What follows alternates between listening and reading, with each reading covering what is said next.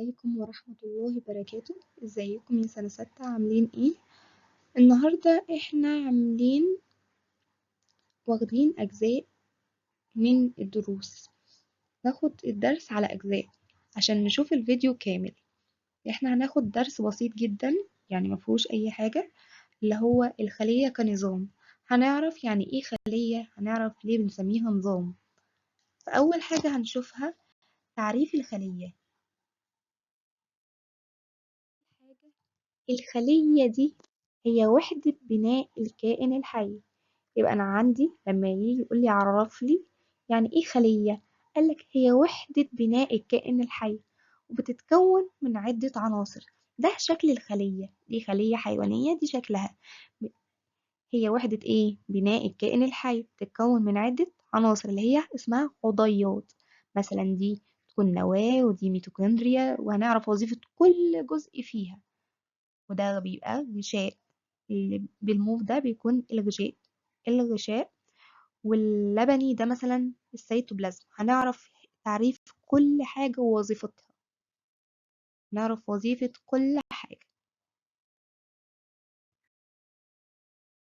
هي ايه؟ هي وحدة بناء الكائن الحي. يبقى أنا عندي الخلية ايه؟ وحدة بناء الكائن الحي، بتتكون من عدة عناصر بتعمل ايه؟ بتعمل معا. ايه الهدف منها، من التعاون ده؟ قالك الحفاظ على بقاء الخلية. احنا من كده هنعرف ايه شروط ان انا اسمي الحاجة اللي قدامي دي نظام. اول حاجة لما تتكون من عناصر مختلفة، وطالما بتعمل معا لهدف مشترك اللي هو الحفاظ على بقاء الخلية او بقاء في هدف مشترك، يبقى بنسميها نظام.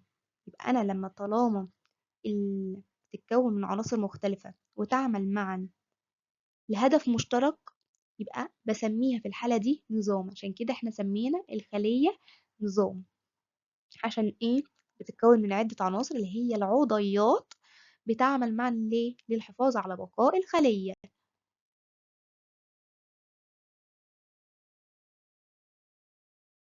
عندي الجسم كنظام.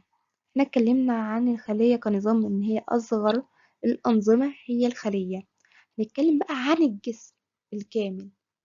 يبقى انا عندي اصغر نظام في الكائن الحي هي الخلية. طب أكبر نظام في الكائن الحي هو جسم الكائن الحي، على حسب هو إنسان ولا حيوان.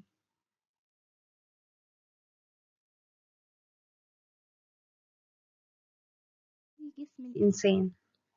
جسم الإنسان ده يعتبر نظام كبير.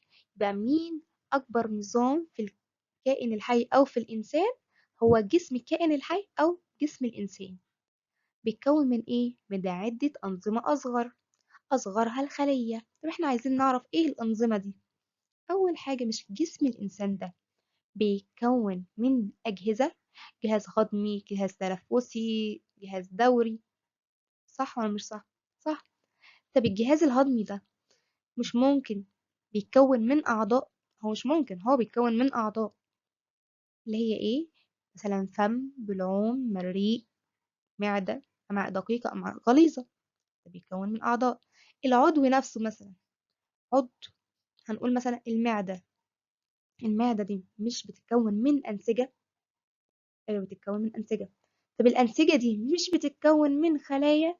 أنا عندي أصغر نظام، أصغر الأنظمة هي الخلية. يبقى عندي أصغر الأنظمة هي إيه؟ هي الخلية. يقولك بتعمل هذه الأنظمة معا لدعم حياة الإنسان. الأنظمة دي كلها بتعمل إيه؟ دعم حياة الإنسان.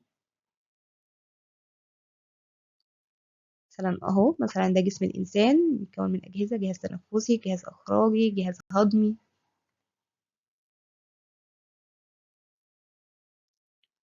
بعدين عندنا الطاقة كنظام. الطاقة كنظام بتعمل الدائرة الكهربية أيضا كنظام. ليه؟ بتتكون من عدة عناصر. أول حاجة الأسلاك، السلك ده كله، المفتاح اللي هو ده، وإيه تاني؟ عندي البطارية، وعندي المصباح الكهربي. فهي بتتكون من عناصر مختلفة. وعندي بتستخدم الدوائر الكهربية دي في مختلف مجالات الحياة، يعني مش في مجال واحد لأ، في كل المجالات الحياة، في معظم مجالات الحياة، في مختلف مجالات الحياة. ومثال على كده مثال دائرة مغناطيسية، مغناطيس كهربي. بعدين عندي إيه هي الخلية؟ الخلية دي واحدة من أصغر الأنظمة الحية، إحنا عرفنا قبل كده، وهي وحدة بناء الكائن الحي. أيوة إحنا عرفنا إن هي وحدة بناء الكائن الحي. زي إيه؟ مش إحنا لو قلنا خلية مع خلية مع خلية هيكون لي نسيج، ونسيج مع نسيج هيكون لي العضو، عضو مع عضو هيكون لي الجهاز، طب جهاز مع جهاز مع الأجهزة كلها هيكون لي جسم الإنسان. فهي وحدة بناء الكائن الحي هي الخلية. بعدين إيه؟ ما اقدرش اشوفها بالعين المجردة، هنا لا يمكن رؤيتها بالعين المجردة، ويتطلب ذلك ايه؟ لازم نستخدم ميكروسكوب. عند الخلية بتؤدي جميع الوظائف الحيوية، يبقى صح ولا غلط الخلية تؤدي جميع الوظائف الحيوية؟ هنقول ايه؟ صح.